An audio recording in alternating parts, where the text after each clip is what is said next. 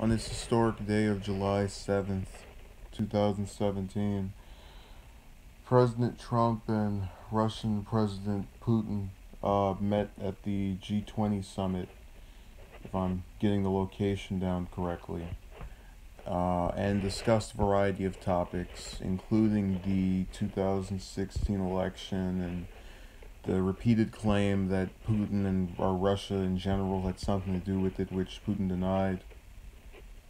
But Secretary of State Tillerson reported that the communication the two had was instrumental in, I guess, giving him the belief that both are willing to move on and look forward. You know, the typical lip service that you might get as a result of information. You know, I don't think he's lying necessarily. Um, but usually when world leaders meet, you do have somebody come forward and say, okay, well, they met for this explicit reason and they went in length about this topic, and they were mainly giving elaborations on these particular things. So it's the usual to an extent. But, you know, I thought it was very interesting seeing them together in the various clips that were taken of them in the same room. And obviously, when they were just, again, seated next to each other.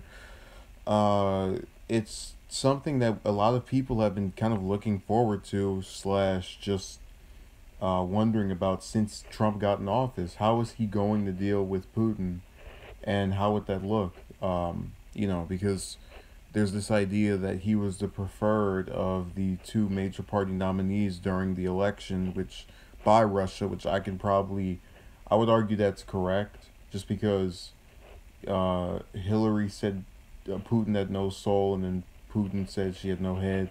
So it's not hard to see why he would like Trump more, or why he would be more in favor of him. But any way you want to spin it, there's more validation leaning toward the idea that Trump was his preferred person.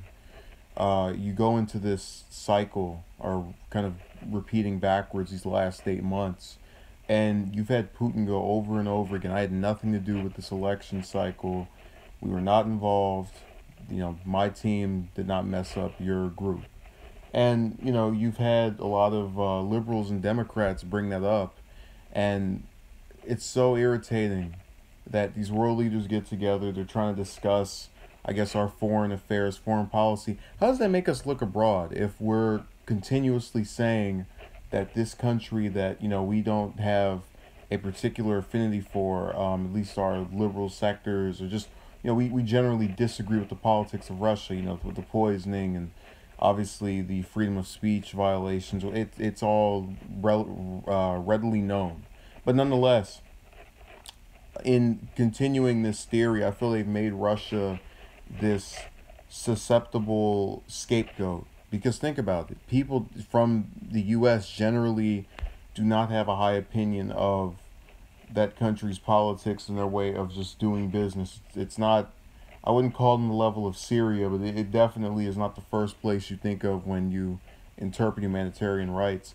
I just can't stand that we're really going to take this idea and just run with it. There's not going to be any say so about, oh, well, hacked in what way, colluded in what way. They're just, you know, it's nonsense to me. I think that more focusing on this stuff has doomed the Democrats at home, and it's going to mess up our foreign policy abroad. Unfortunately, this became a major topic during this discussion the two had.